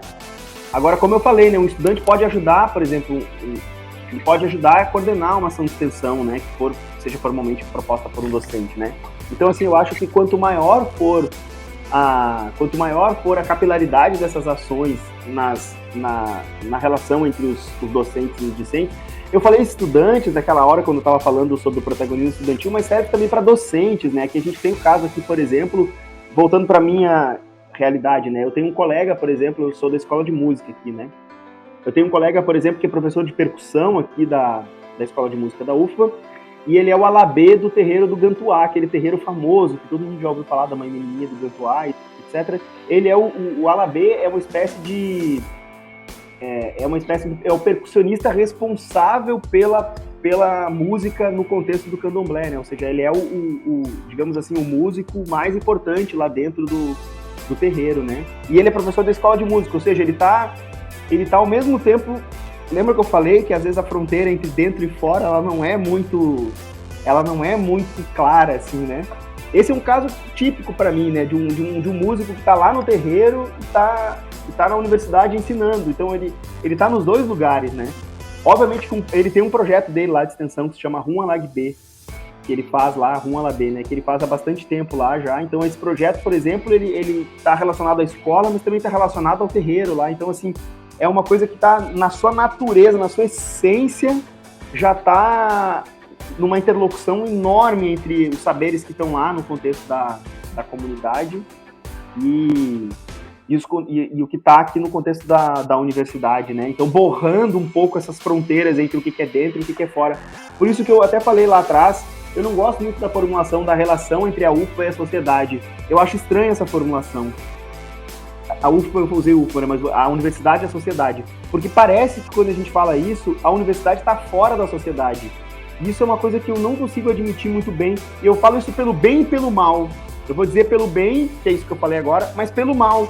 Na universidade tem homofobia, tem LGBTQIA+, fobia, a gente tem racismo na universidade, a gente tem assédio, a gente tem assalto, a gente tem violências de toda a natureza.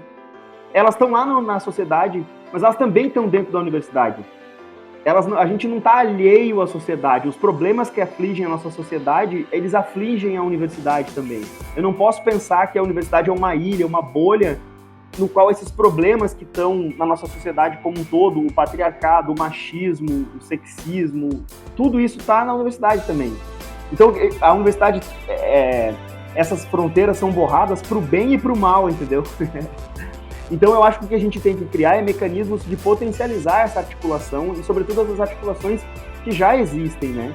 Obviamente, porque, obviamente, não é a universidade que tem que propor, porque eu acredito, claramente, que quem entende os problemas relacionados a uma determinada comunidade é quem vive nessa comunidade, não é a universidade. Não é a universidade que vai chegar e vai dizer, os problemas dessa comunidade são esses aqui. Não, gente, não, certamente não é essa a concepção que eu acredito, assim. Quem entende quais são os problemas relacionados a uma determinada realidade é quem vive nessa realidade, né? Então, eu acho que isso é uma forma. Então, eu acredito muito que isso deve partir de essa multidirecionalidade da extensão, ela deve partir de diversos pontos, assim, né? O que cabe muito à universidade é estar aberta para essas diversas racionalidades, né? Essas diversas formas de saber, né? De entender que existem múltiplas formas de saber que coexistem, né? Não é a universidade que detém o saber, todo o saber, não é isso, não. A universidade detém um certo saber, mas ela não detém o saber, né? Existem diversos saberes, eles são múltiplos, e a universidade precisa reconhecer e estabelecer estratégias de reconhecimento formal desses múltiplos saberes, né? E a partir desse reconhecimento que a gente consegue estabelecer essas relações verdadeiramente dialógicas e horizontais, né? Então eu acho que tem uma concepção por trás disso. E se isso pode ser feito na pesquisa, eu acredito claramente que sim. A CAPES tem um eufemismo para falar sobre isso, eles chamam isso de impacto social dos programas de pós-graduação. Foi 30% da avaliação da última quadrienal agora e vai ser para a próxima, né?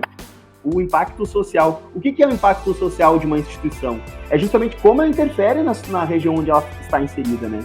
O impacto social, a extensão pode contribuir drasticamente para o impacto social dos programas de pós-graduação, né? No nosso caso aqui, como eu falei, as ACCS são oferecidas no contexto dos programas de pós-graduação. Então, eu não fiz nenhuma CCS no meu doutorado que eu fiz aqui, né? Mas a minha esposa, por exemplo, que fez aqui o doutorado no contexto da universidade aqui da Universidade Federal da Bahia, cursou, por exemplo, uma CCS com o Bully Bully, que é um mestre aqui da cultura popular da Bahia, um cantor, cordelista. Ela fez, por exemplo, uma CCS com com o Bully, por exemplo, para o doutorado dela em Cultura e Sociedade. Então é possível que isso ocorra nos nossos cursos aqui de pós-graduação e, sobretudo, eu acho que as pesquisas podem ter isso. No meu caso, minha pesquisa de doutorado, eu pesquisei, por exemplo, a relação entre música e movimento na capoeira. Então eu fui lá para a Fundação Mestre Bimba, que é uma fundação de direito privado, mas ligada a um contexto da capoeira regional aqui de Salvador.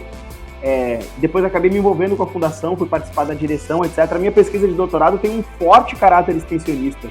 Eu fiquei 4 anos lá dentro, depois acabei participando da direção da fundação, realizando projetos culturais lá dentro e tudo mais. E a minha pesquisa ela teve uma relação muito forte, assim, o meu grupo de pesquisa se chama Composição e Cultura, ele costuma ter uma articulação muito forte com manifestações culturais, por exemplo. Então a nossa própria pesquisa já tem em si uma dimensão extensionista já incutida ali dentro, acreditando no preceito constitucional das universidades brasileiras de insociabilidade entre ensino, pesquisa e extensão, né? Que a gente tem que deixar de dizer isso como um jargão, como algo assim superficial, mas tornar isso de fato um valor profundo no contexto das universidades, né? E eu realmente acredito nisso, assim, não só acredito, como faço isso na minha prática acadêmica, seja de pesquisa, seja de extensão, né? Muito obrigada, professor Guilherme. Então, acho que encerramos aqui o debate. Foi muito interessante, foi fundamental, eu acho, para a gente esclarecer. Nós reestruturamos os nossos projetos pedagógicos aqui, mas estamos reestruturando novamente, porque é bastante transformadora as experiências, né? Eu acho que vocês foram muito prudentes de já prever uma revisão da resolução, porque é um aprendizado constante. Então eu agradeço muitíssimo a sua participação, né? E que bom que a gente pode prosseguir nesse diálogo, né? Daqui para frente. E também estamos à disposição de vocês para continuar esse debate, né, esse diálogo. A Unesp, eu acredito que ela tem bastante semelhança assim, em termos de tamanho com a UFBA, né? Isso também foi uma parte da escolha por ouvi-lo hoje, né? Então, muito obrigada novamente, em nome de toda a nossa comunidade aqui da faculdade, e nos colocar à disposição, né? Muito obrigada. Obrigado, Fernanda. Eu também me coloco à disposição para esses diálogos. Esperamos que a gente possa continuar em contato aqui. Muito obrigado, estamos à disposição. Um